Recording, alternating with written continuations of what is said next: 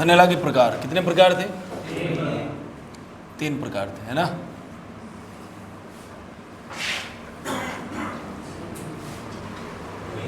फालतू बातें करवा लो तुमसे, कभी इंग नहीं डाल सकते तुम।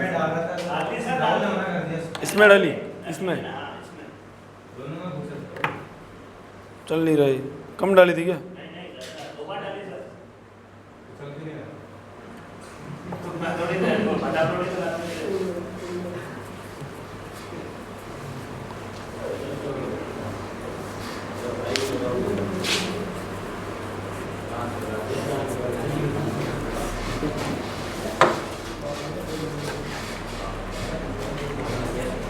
हाँ, बातें मत करो। तो थनैला कितने प्रकार का होता है?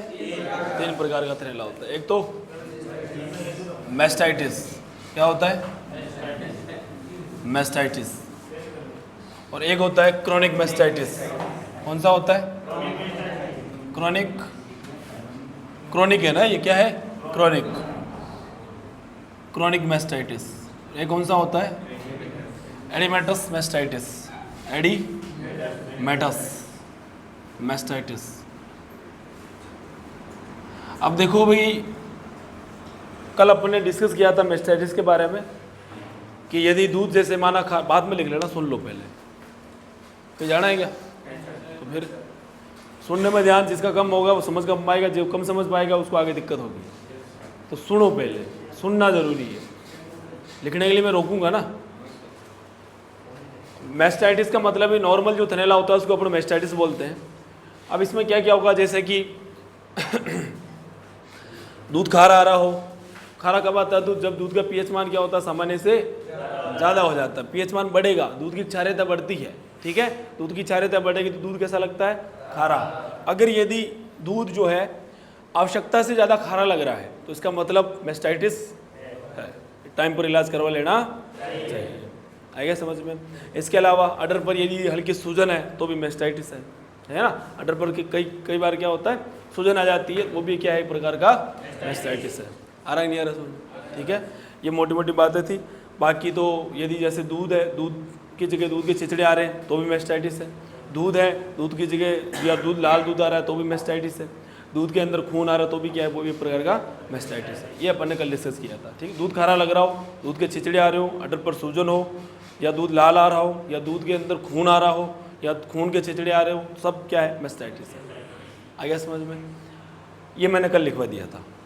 फिर अपन ने बात की थी किसकी? क्रोनिक मैस्टाइटिस की। किसकी? क्रोनिक मैस्टाइटिस की, ठीक है।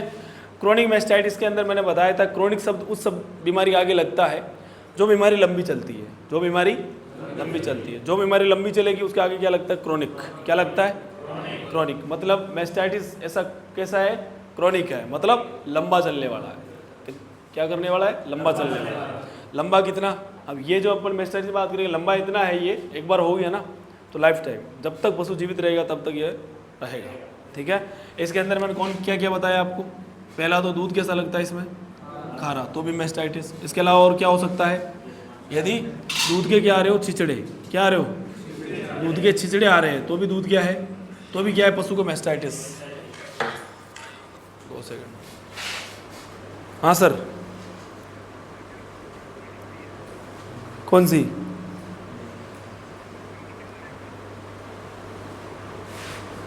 ठीक है ठीक है, वो स्कॉर्पियो खड़ी है ना तो वो माँ बोल दो साइड में कर देगा, टैंकर आए हमारे। तो दूध के चिचड़े आ रहा समझ में? दूध खारा लग रहा तो भी मैस्टाइटिस है। दूध के चिचड़े आ रहे तो भी क्या है? मैस्टाइटिस है। इसके अलावा दूध कैसा आ रहा है? लाल, तो भी क्या है? मैस्टाइटिस है। इसके अलावा दूध के साथ क्या आ रहा है? खून। क्या आ रहा है? दूध प्लस साथ में क्या है? खून है, तो भी क्या है? मैस्टाइटिस है। अडर पर क्या है? सूजन। क्या है? सूजन, तो भी क्या है? मैस्टाइटिस है, ठीक है। सूजन हो गई तो दर्द तो हो गई, सूजन और दर्द, ये सब क्या है? मैस्टाइटिस, ठीक है। अपन बात करते हैं क्रोनिक मैस्टाइटिस। इन सब का इलाज संभव है, इसका भी इलाज संभव है, इसका भी इलाज संभव है, इसका भी इलाज है, इसका भी इलाज है, इसका भी इलाज है, सबका इलाज है। अपन आते हैं किसकी तरफ? क्रोनिक मैस्टाइटिस की तरफ, ठीक है। क्रोनिक मैस्टाइटिस में क्या होता है? एक तो होता है फाइब्रोसिस ऑफ अडर। क्या होता है? फाइब्रोसिस ऑफ अडर। इसमें क्या होता है कि जो अडर है आयन, उसके अंदर गांठ बन जाती है। क्या हो जाता है? गांठ बन जाती है। ठीक है, गांठ बनेगी और गांठ एकदम कैसी होती है? कठोर। कैसी होती है? एक कठोर गांठ बन जाती है, जिसको अपन क्या बोलते हैं? फाइब्रोसिस ऑफ अडर। अडर क्या हो जाता है? कठोर हो जाता है। क्या हो जाता है? कठोर हो जाता है। ठीक है, इसमें भाई वो जो गांठ बनी है अडर के अंदर, उसका कोई इलाज नहीं है।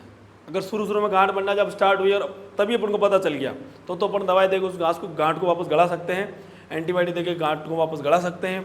बाकी अगर वो उसने बड़ा रूप ले लिया, ठीक है, वो पूरी तरीके से डेवलप्ड हो गई है, तो आप कुछ भी नहीं कर सकते हैं। आ रहा नहीं आ रहा समझ में? तो कहने का मतलब सीधा सीधा ये है कि भाई फाइब्रोसिस ऑर्डर का कोई इलाज नहीं है। ठीक है, इसके अलावा अपन बात करें और क्या हो सकता है? दूध की जगह क्या आने लग जाए? पानी।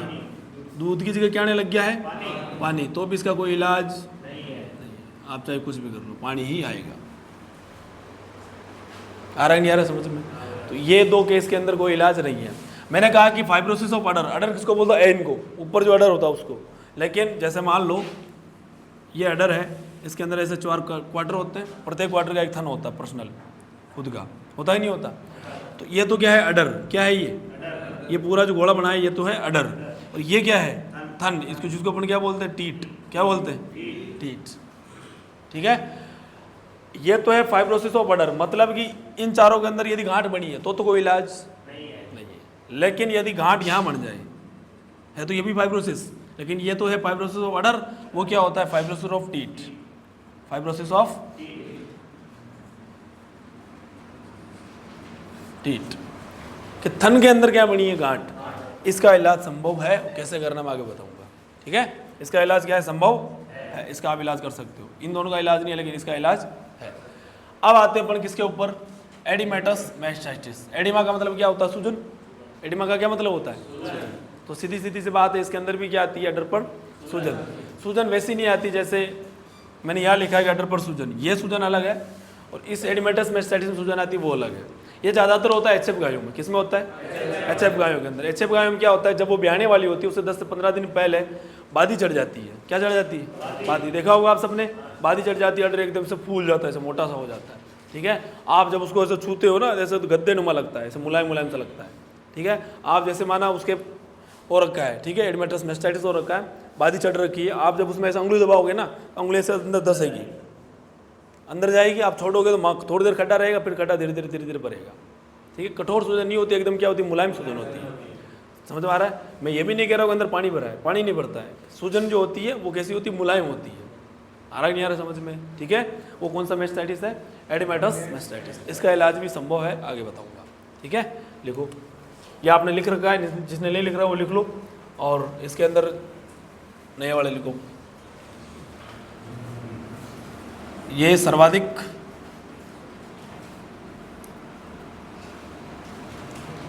अच्छा गायों में होता है। ठीक है,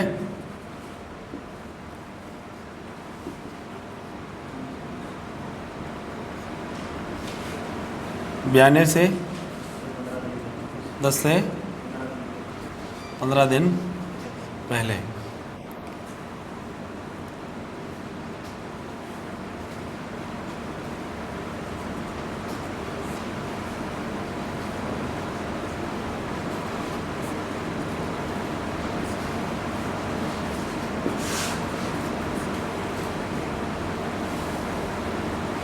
इसमें लिखना बारी मुलायम सूजन आ जाती, जिसे क्या बोलते हैं अपन? बादी चढ़ना। गाँव में क्या बोलते हैं? बादी की जो बात कर रहे हो, कौन सा मैस्टाइटिस है? Oedematous mastitis. उतार लो। आ रहा समझ में?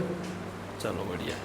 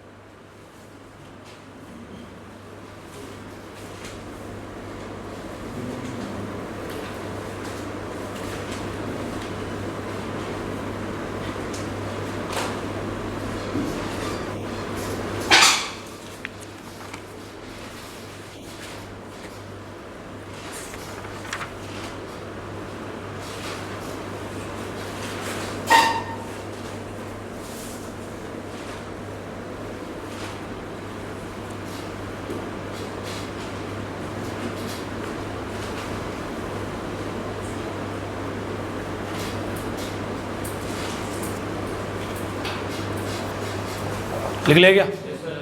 पीछे लिख लिया सबने? मिटा दूं? ठीक। नेक्स्ट लिखो जांच।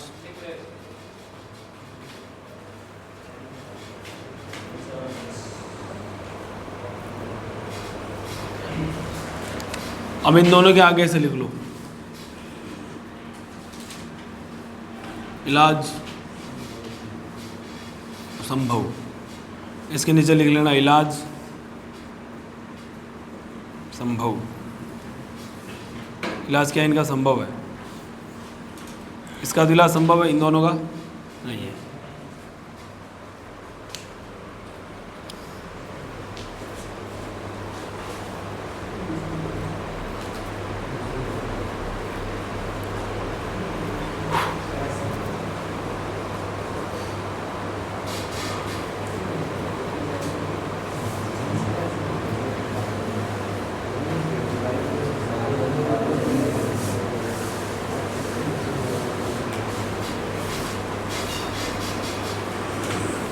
लिख ले गया?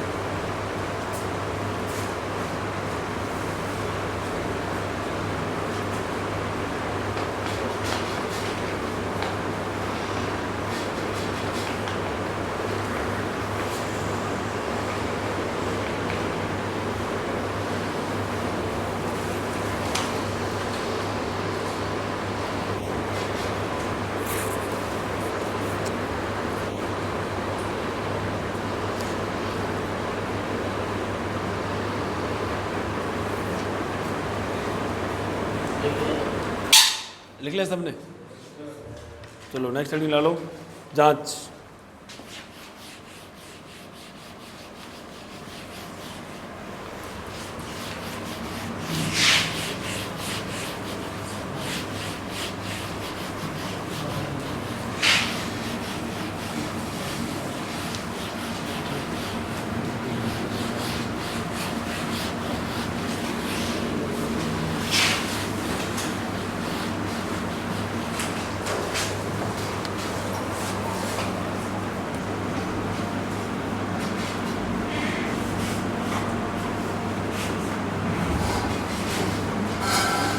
जांच की बात करें तो जांच के अंदर दो टेस्ट करते हैं। कितने? एक तो है CMT टेस्ट। कौन सा है पहला?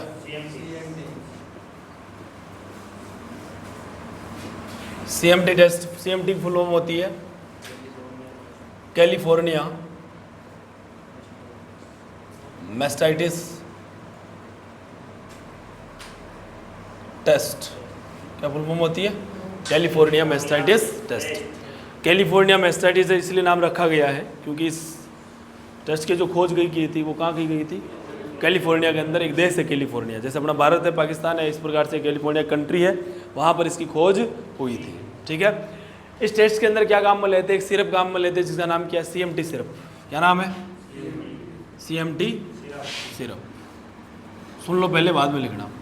CMT सिरप को क्या करते हैं कि भाई पशु का दूध लेते हैं, जिस पशु के ऊपर अपन को शक है कि इसको थनैला है, उसका दूध लिया और उसके अंदर क्या करते हैं? इसकी कुछ बूंदे मिलाते हैं। ठीक है, 5-7 बूंदे मिला ली।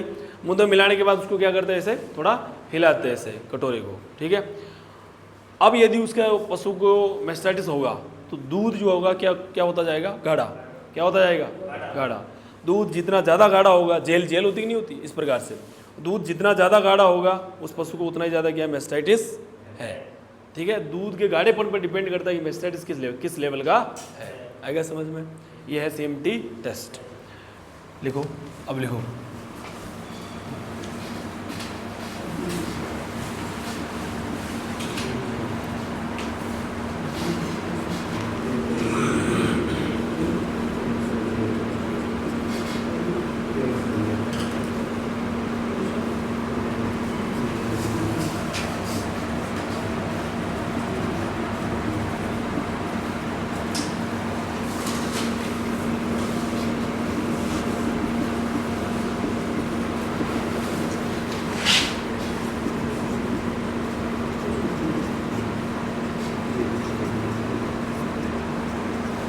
जेल की तरह, किसकी तरह?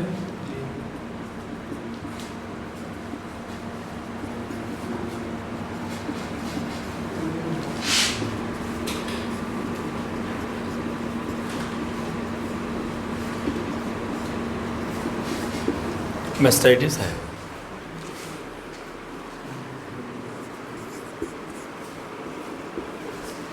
लिखो, इसमें पशु का दूध लेकर उस दूध के अंदर दूध में CMT सिरप की कुछ बूंदे मिलाते हैं। यदि दूध जेल की तरह गाढ़ा हो जाए तो पशु को मेस्टाइटिस है। और गाढ़ा नहीं है, वैसे ही है पतला, तो इसका मतलब दूध सही है।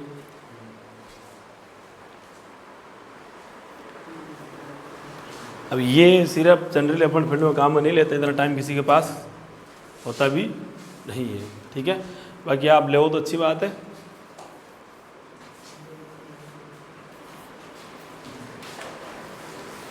मैं आपको ऐसा टेस्ट बताऊंगा जो आसानी से हो जाए, फटाफट। लिख ले क्या? तो लिखो फटाफट। नहीं कर रहे हो, बच्चों की तरह लिखते हो। क्या हुआ? बीच में आ रहा तो इधर बैठ जा, वहीं जरूरी बैठना है, काली बड़ी टेबल्स।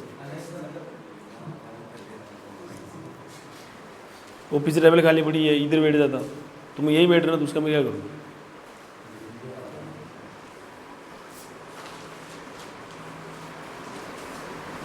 और पढ़ी आए नहीं पढ़ रहे हो? तो चीज़ें पढ़ाई पढ़ी हो? हैं? पढ़ाई वढ़ाई चली नहीं चल रही? अंजोल पढ़ता ही नहीं पढ़ता तू? कौन से नंबर रूम में तू? 1 नंबर। कौन है तेरे साथी? मदन लाल। तू पढ़ता ही नहीं पढ़ता खुद? तू तेरी पूछ रहा हूँ, है? पढ़ता है तू सही में? देख खड़ा हो। हाँ, बात लिख ले क्या? लिख ले, एक बार लिख ले। किसने लिख लिया? मुझे लग रहा है तुम लिख ही नहीं पाओगे, फिर अभी लिखते ही रहोगे। सर लिख रहा हूँ।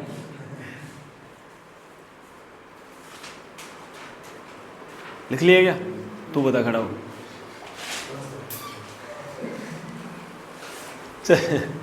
जल्दी लिखो। किसने लिख लिया है? लिख लिया तूने? खड़ा हो। या लिखना है? आदि अक्सर कोई बाकी रह गया हो तो लिख ले। लिख लिया पूरा? BQ बीमारी पढ़ाई थी तब था तू? BQ ब्लैक वाटर तू था उस समय, हैं? तो मुझे बता, बातें मत करो, कि BQ बीमारी को चुरचुरिया रोग क्यों कहते हैं? हाँ, पता है मुझे, पता है तेरे को पता है, बस बता उसको आराम से बता मुझे कि भाई साहब ये है। लिख देगा यहाँ पे? यहाँ लिख सकता है क्या? बता देगा? बता। हाँ, जोर से बोल, जोर से। माइक दूँ क्या? रिकॉर्ड करते तेरी आवाज़। हाँ तो बोल, बातें मत करो रे। हाँ, क्या कह रहे हैं? चुर चुर की आवाज़ आती है। क्यों आती है ये पूछ रहा हूँ? चुर चुर की आवाज़, ऐसा क्या हो रहा है अंदर? भाई तूने कहा है कि हाथ लगा दे चुर चुर की आवाज़ आती है, क्यों? अंदर मुझे ये बताना कि अंदर क्या हुआ ऐसा कि वो चुर चुर की आवाज़ आने लग गई दबाने पर। हाँ हाँ हाँ, हवा कौन सी है? वो गैस कौन सी गैस है? हाइड्रोजन ऑक्साइड है, सल्फाइड। कौन सी है? कैसे बनी थी वो नहीं पता? तू बता कैसे बनी थी वो गैस? Hydrogen sulphide. किसका होता? किसका है? किण्वन किस चीज़ का? तूने कहा मांसपेशियों में किण्वन होता है, किस चीज़ का? मांसपेशियों किण्वन क्या हो रहा है? नमूना मैं ऑप्शन देता हूँ: protein, glucose, fat, carbohydrate. Carbohydrate का होता है मांसपेशियों में। कार्बोहाइड्रेट क्या होता है? किण्वन। पक्का? फैट। तू खड़ा हुआ, लिख लिया? बता, अब बता मुझे। वो उसने कहा कि भाई गैस बनती है तब, वो ठीक है। उसने ये कहा कि हाइड्रोजन सल्फाइड गैस बनती है, ये भी ठीक है। गैस क्यों बन रही है? हाँ, तो किसका किण्वन हो रहा है? वसा कहाँ पाई जाती है? कहाँ है डिपॉजिट? कहाँ है वसा इस समय? पेट में। फैट तो मुझे फैट वसा देगी, मैं ये पूछ रहा हूँ है कहाँ, पेट के अंदर ही क्या, मांसपेशियों के अंदर। मांसपेशियों के जो अंदर उपस्थित वसा उसका क्या हो रहा है, किण्वन। बातें मत करो किण्वन हो रहा है। फिर कौन सी गैस बढ़ती है, H2S। अच्छा, अब मुझे बताया कि ब्लड काला क्यों पड़ रहा है, किसकी वजह से ब्लड का रंग काला हो गया, उसके साथ क्या बनता है फिर, Fe फेरस सल्फाइड। पता तो है तुम्हें, संक्रमण नहीं करती, क्या करती, रिएक्शन, क्या करती, बैठ जा आंसुल। मुझे इतना बता, एक लाइन का आंसर है कि भाई इस बीमारी को जहरबाद क्यों कहते हैं, जहरबाद।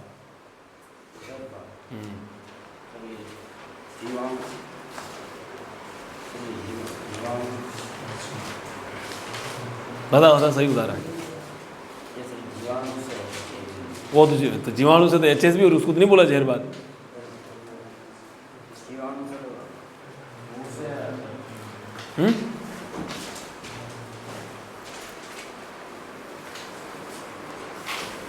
तो बता जहरबाद क्यों कहते हैं, मतलब इस बीमारी में चीरा लगाने पर दुर्गंध तो काला झागदार सा, वो तो ब्लैक वाटर कहते हैं, वो तो समझ में आ गया। जहरबाद क्यों कहते हैं ये पूछ रहा हूँ, उनमें जहर हो जाता है, और जिसकी वजह से पशु क्या होती है, मृत्यु।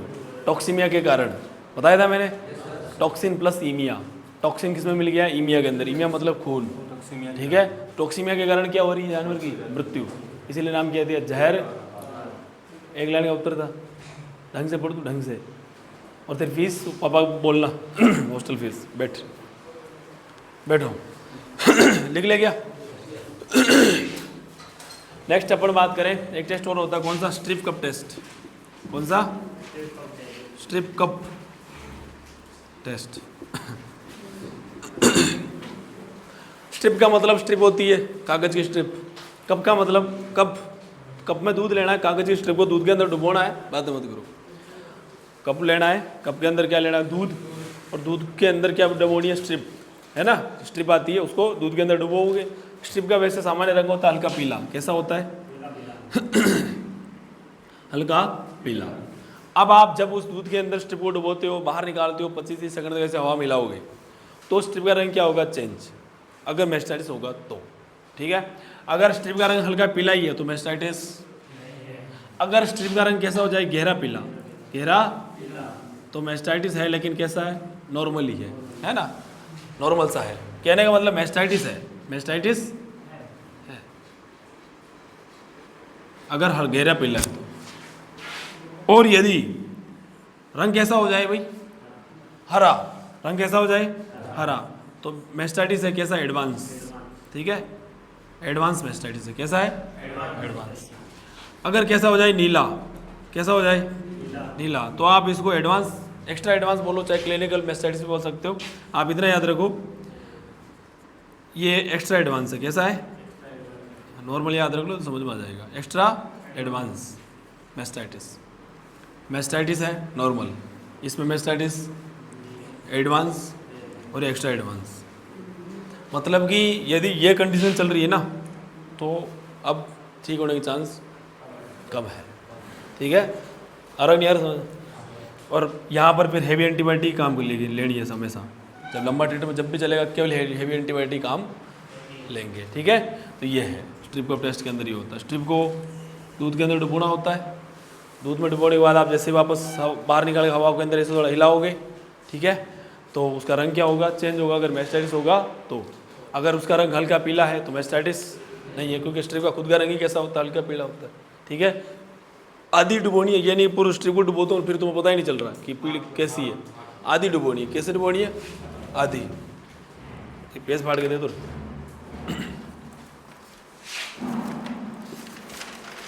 इतना नहीं चाहिए, थोड़ा। अब जैसे स्ट्रिप होती है इस प्रकार से,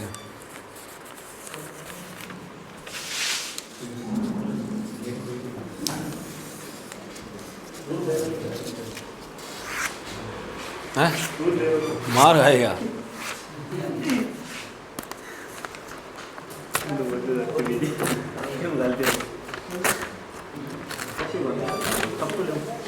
ठीक बोल रहा हूँ, गिलास बड़ी है तो।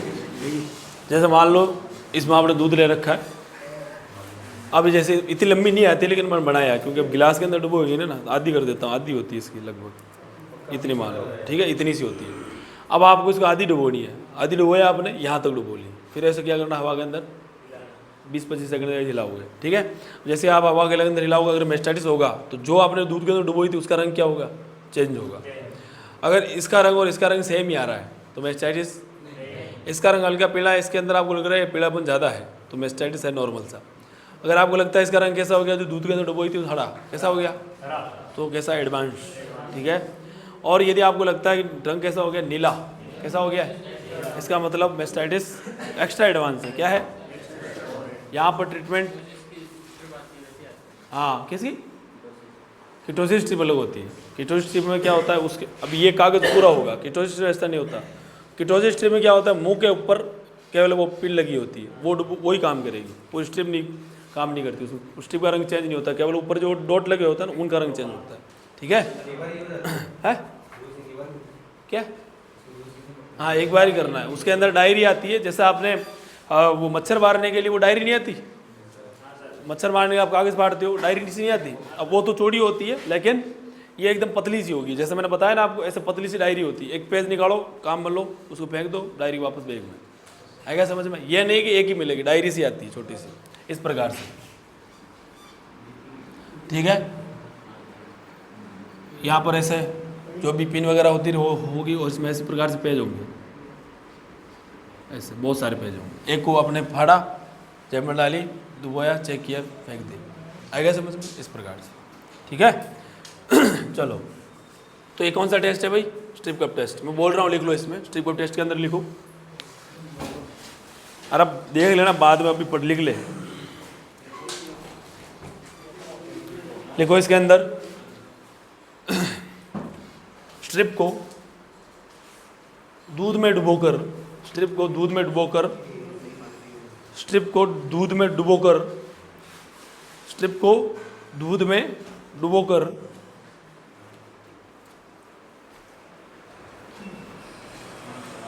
स्ट्रिप को दूध में डुबोकर, स्ट्रिप को दूध में डुबोकर बाहर निकालकर कुछ सेकंड के लिए हवा में हिलाते हैं, बाहर निकालकर कुछ समय के लिए हवा में हिलाते हैं, कुछ समय हवा में हिलाते हैं। यदि स्ट्रिप का रंग, यदि स्ट्रिप का रंग हल्का पीला ही है तो मेस्टाइटिस नहीं है, तो मेस्टाइटिस नहीं है। आगे लिखो, यदि स्ट्रिप का रंग गहरा पीला हो जाता है, यदि स्ट्रिप का रंग गहरा पीला हो जाता है, यदि स्ट्रिप का रंग गहरा पीला, गहरा पीला नहीं लिख सकते क्या तुम, लिखा है बोर्ड पे, गहरा पीला हो जाता है तो पशु को नॉर्मल मेस्टाइटिस है, तो पशु को नॉर्मल मेस्टाइटिस है, ठीक है। मैं बोल रहा हूँ वो लिखो, है ना, नॉर्मल मेस्टाइटिस है। और आगे लिखो, यदि स्ट्रिप का रंग हरा हो जाता है, यदि स्ट्रिप का रंग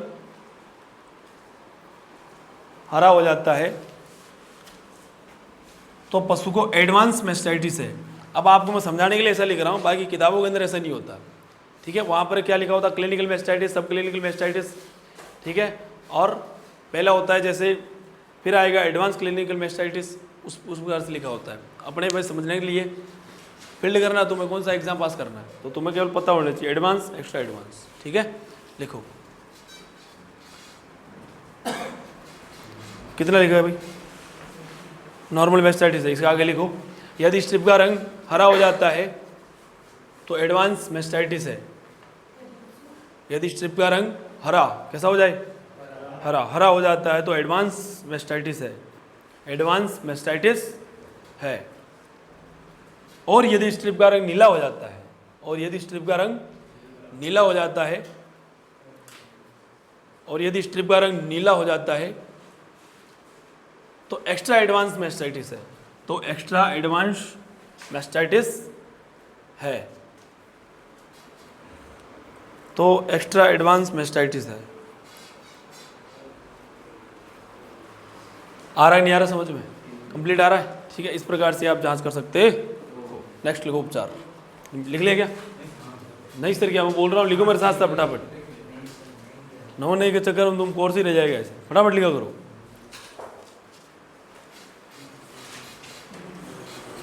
लिख लिया? अरे लिख लिया क्या? ठीक है, नेक्स्ट लिखो उपचार। मिटा दो इसको।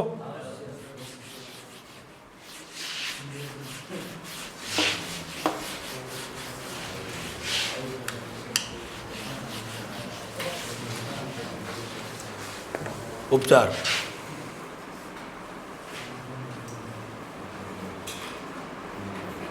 उपचार के अंदर यदि पशु को दर्द और सूजन है, अडर के ऊपर दर्द है और सूजन है, क्या लगाओगे? मेलोक्सिकेम, पैरासीटामोल।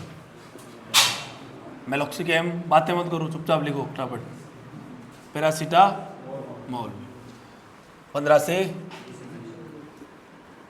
Root IM intramuscular. आप सबको पता है आईएम का मतलब क्या होता है?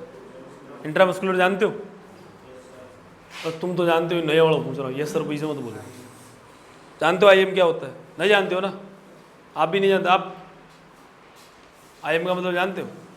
नहीं जानते हो ना? पूछ लिया करो, पूछ लेना है। कुछ ही समझ नहीं आ रहा, पूछना कि साहब इसका मतलब क्या है। अभी तो नहीं पूछोगे फिर तुम आईएम को इंपॉर्टेंट बोलोगे, दिक्कत हो जाएगी। ठीक है, तो आईएम का मतलब क्या होता है? इंट्रा मस्कुलर, मांसपेशी के अंदर जो इंजेक्शन लगता है, जैसे अपने कुल्लों पे लगता है, तो कौन सा इंजेक्शन लग रहा है? आईएम। किस रूट कौन सा है वो? आईएम रूट है, जिसको अपने शॉर्ट में आईएम बोल रहे हैं, लेकिन फुल फॉर्म क्या होती है? Intra muscular. मस्कुलर मतलब मसल्स, ठीक है, पेशियाँ, मांसपेशियाँ। ठीक है, इंट्रा का मतलब होता है अंदर, मांसपेशियों का जो अंदर लगता है उसको बोलते हैं आईएम रूट। कौन सा रूट है वो? IM root. ठीक है, एक होता है आईवी। कौन सा होता है? सुन लो पहले, बाद में लिखना। कौन सा होता है? आईवी। आईवी का मतलब होता है इंट्रावेनस। क्या होता है? इंट्रावेनस, जो वेन में लगता है, जो वेन में। इंट्रा का मतलब अंदर, वेनस का मतलब वेन की बात हो रही है। वेन के अंदर जो लग रहा है उसको क्या बोलते हैं अपन? जैसे अपने यहाँ लगाते हैं नस में, नस के अंदर जो लगता है उसको बोलते हैं आईवी रूट। कौन सा रूट है? आईवी। जब मैं अगर लिखूँ यहाँ पर कि आईवी रूट से देना है, तो मतलब किसकी बात कर रहा हूँ मैं? नस में देने की। ठीक है, और एक होता है सबगट। कौन सा होता है? जो ह्यूमन के अंदर नहीं लगता, ठीक है, केवल जानवरों में लगता है। सबगट। सबगट का मतलब क्या होता है? त्वचा के नीचे। किसके नीचे? त्वचा के नीचे। सब कट, इसमें दो शब्द है, एक तो क्या सब, एक क्या है? कट। कट शब्द का मतलब यहाँ पर है क्यूटेनियस टिश्यू। कौन सा टिश्यू? क्यूटेनियस। क्यूटेनियस टिश्यू जो है वो किसमें पाया जाता है? त्वचा में। किसमें होता है? त्वचा के अंदर। ठीक है, तो क्यूटेनियस टिश्यू के नीचे लगाना है। सब का मतलब क्या होता है? नीचे। सबका क्या मतलब है?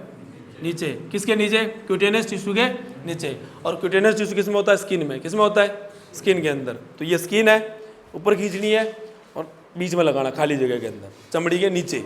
चमड़ी में नहीं, चमड़ी के नीचे। आ गया समझ में? ठीक है, ये सबगट रूट। तो इसको किस रूट से देना है आपको? आईएम। किस रूट से दोगे? आईएम। नेक्स्ट लिखो। तो इसका अपना उद्देश्य क्या है? एक तो अगर दर्द है उसमें भी काम कर जाएगा ये, पशु को बुखार है तो भी काम कर जाएगा, और सूजन को भी क्या करेगा? कम करेगा। दर्द, सूजन और बुखार।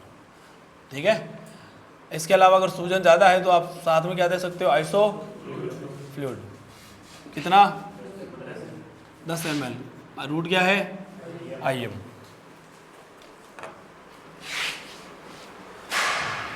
तीसरा लिखो। अब भाई देख लो कि जैसे माना दूध के साथ खून आ रहा है, क्या आ रहा है? खून।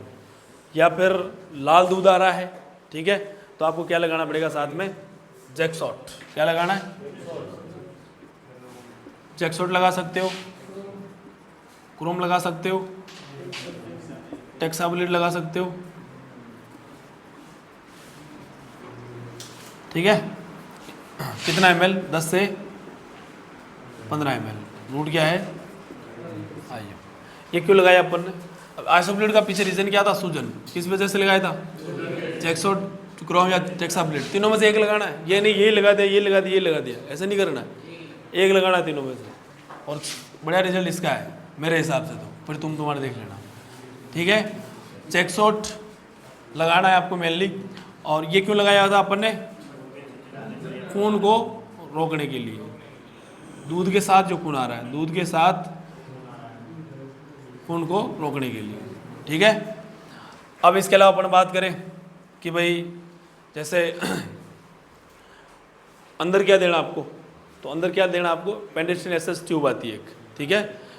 पेनिसिलिन एसएच जो ट्यूब होती है ना, वो केवल जीवाणु के खिलाफ ही काम नहीं करती, वो अगर फंगस होगा तो उसको भी मारेगी, वो अगर कोई वायरस होगा उसको भी मारेगी। इसीलिए अपन थनैला के अंदर पेनिसिलिन एसएच ट्यूब भी काम में ले रहे हैं, क्योंकि है तो मेनली वो भी एक एंटीबायोटिक ट्यूब ही, गामा बेंजीन भी है वो भी ले सकते थे, लेकिन वो नहीं लेते, क्योंकि गामा बेंजीन वायरस इनके खिलाफ काम नहीं करती। गामा बेंजीन किसके खिलाफ काम करती है, मेनली बैक्टीरिया के खिलाफ। किसके खिलाफ? लेकिन पेनिसिलिन एसएच ट्यूब को ऐसे बनाया गया कि ये ग्राम पॉजिटिव ग्राम नेगेटिव दोनों बैक्टीरिया को मारेगी और कुछ एक वायरस को भी क्या करती, मारती है। अब हमें थनैला मैंने बताया था, शुरुआत की थी तो बताया था कि थनैला के पीछे केवल ये जरूरी नहीं है कि केवल जीवाणु ही हो, वायरस भी हो सकता है। क्या हो सकता है? वायरस हो सकता है, फंगस हो सकता है, बोला था ऐसे मैंने, ठीक है। तो हमें नहीं पता क्या है कारक, इसलिए काम कौन से लेते ट्यूब अपन, पेनिसिलिन एसएच। क्यों? क्योंकि वो केवल जीवाणु के खिलाफ ही नहीं, वायरस और कुछ एक फंगस के खिलाफ भी काम करती है। आ गया समझ में? तो ट्यूब कौन सी काम में लेनी है, पेनिसिलिन एसएच ट्यूब, ठीक है। कैसे देना है इसको, इंट्रा मेमरी, ठीक है। इंट्रा मेमरी मतलब समझ गए, थन के अंदर, कहाँ डालनी है, थन के अंदर। नेक्स्ट अपन बात करें तो आपको सुबह शाम दूध अडर को क्या करना है, खाली करना है ना। इसके अलावा अडर पर यदि सूजन है तो ठंडे पानी से क्या करनी है, उसकी सिकाई करनी है। ध्यान ये रखना है कि पानी ठंडा होना चाहिए या बर्फ होना चाहिए। गर्म पानी जो काम में ले लिया तो सूजन बढ़ेगी, कटने की बजाय क्या होगी, बढ़ेगी। क्यों बढ़ेगी वो सुनो पहले, ठीक है। अब मैंने बोल दिया कि ठंडा पानी काम में लेना है, गर्म पानी काम में नहीं लेना है, क्योंकि गर्म पानी काम में लोगे तो क्या होगी, सूजन बढ़ेगी। बाद में लेना, सुन लो, सूजन क्या होगी, बढ़ेगी। तो तुम्हारे दिमाग में क्वेश्चन उठना चाहिए था कि भाई ठंडा पानी से सूजन क्यों कम हो रही है और गर्म पानी से सूजन क्यों बढ़ रही है। पूछा तुमने ऐसा? पूछते भी नहीं हो तो लिखवा दे रहे यार, ठंडा पानी लेना गर्म, हमें नहीं मतलब, चाहे सूजन कम हो ज़्यादा हो, आप कहोगे वो कर लेंगे हम, तो ये है ना।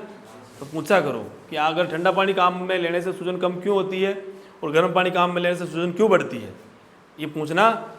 अगर ये चीज़ तुम्हारे दिमाग में क्लियर होगी ना, तो कंसेप्ट क्या होते हैं, यही तो होते हैं। जिस दिन कंसेप्ट क्लियर होते हैं ना, तो आप ढंग से काम कर पाओगे फील्ड में। आ रहा समझ में, कोई केस आता है अगर आप दिमाग में कंसेप्ट क्लियर है कि कौन सी एंटीबायोटिक कैसे काम करती है, कंसेप्ट क्लियर है, तो ढंग से आपको रिजल्ट मिलेगा अपने आप। वो चीज़ें हैं। ठंडा पानी काम में लेने से सूजन इसलिए कम होती है कि ठंडा पानी जब भी अपने काम में लेते हैं तो जो बॉडी के अंदर जो मांसपेशियाँ होती है, जो वैन होती है, मेनली धमनियाँ, वैन, इन सब का, इनके सब के अंदर क्या होता है, सिकुड़न। क्या होता है, सिकुड़ जाती है। क्या हो जाती है, ठंडी चीज़ जब भी लगती है तो उससे क्या होता है, इनके अंदर क्या होता है, सिकुड़न। क्या होता है, अब भाई धमनी है, ब्लड फ्लो कर रहा है उसके अंदर, उसमें सिकुड़न हो जाएगी तो ब्लड का फ्लो क्या हो जाएगा, ब्लड का फ्लो कम होगा, सूजन क्या होगी, कम होगी। अगर आपने गर्म पानी लिया तो गर्म पानी जब काम में लेते हैं तो उससे क्या होता है, ये जो मांसपेशियाँ वो डायलेट होती है, फैलती है, और क्या होगी, ज़्यादा फैलेगी तो ब्लड फ्लो और ज़्यादा बढ़ जाएगा, तो सूजन पहले थी उससे और क्या हो जाएगी, ज़्यादा। इसलिए प्रोलेप्स के अंदर भी मैंने बताया था जब प्रोलेप्स पढ़ाया था कि भाई प्रोलेप्स के अंदर भी अपन प्रोलेप्स को किससे धोते हैं, ठंडे पानी से। किससे धोते हैं, जिससे क्या होती है, सूजन कम होती है। क्या होती है, सूजन कम होती है। क्यों, रीज़न वही है, जब आप ठंडा पानी काम में लोगे तो वहाँ की जो ब्लड वेसल है, जिसके अंदर ब्लड फ्लो कर रहा है, उनके अंदर क्या होगा, सिकुड़न होगी। क्या होगी, सिकुड़न होगी, तो ब्लड का फ्लो क्या होगा, कम होगा। ब्लड का फ्लो कम होगा तो अपने आप सूजन क्या होगी। अगर आपने उस समय गर्म पानी ले लिया, उसका आकार प्रोलेप्स का और बढ़ जाएगा, कम होने की बजाय क्या हो जाएगा, और बढ़ जाएगा। आगे नहीं आया समझ में, ठीक है, ये रीज़न है। चलो नेक्स्ट लिखो, अडर को, चलो इससे पहले एक इंजेक्शन और लिख लो, एस्कॉर्बिक एसिड। एस्कॉर्बिक एसिड जो होता है ना, ये जैसे माना जमा हुआ दूध आ रहा है, खीस कई बार जम जाता है, ठीक है, तो उस समय आपको ये काम में लेना है एस्कॉर्बिक एसिड। 15 से रूट यह है, इसमें लिखो दूध या खीस जम जाने पर, खीस जम जाने पर, दूध या खीस जम जाने पर भी इसको काम में लेना है। इसमें कौन सा साल्ट होता है, विटामिन सी। क्या साल्ट होता है एस्कॉर्बिक एसिड में, विटामिन सी। वैसे विटामिन सी का नाम ही है एस्कॉर्बिक एसिड, केमिकल नेम है इसका, क्या है, एक प्रकार का रासायनिक नाम है विटामिन सी का, एस्कॉर्बिक एसिड। अब एस्कॉर्बिक एसिड जनरली अपन इंजेक्शन जो है कब काम में लेंगे, थनैला के अंदर, दूध या खीस जम जाने पर।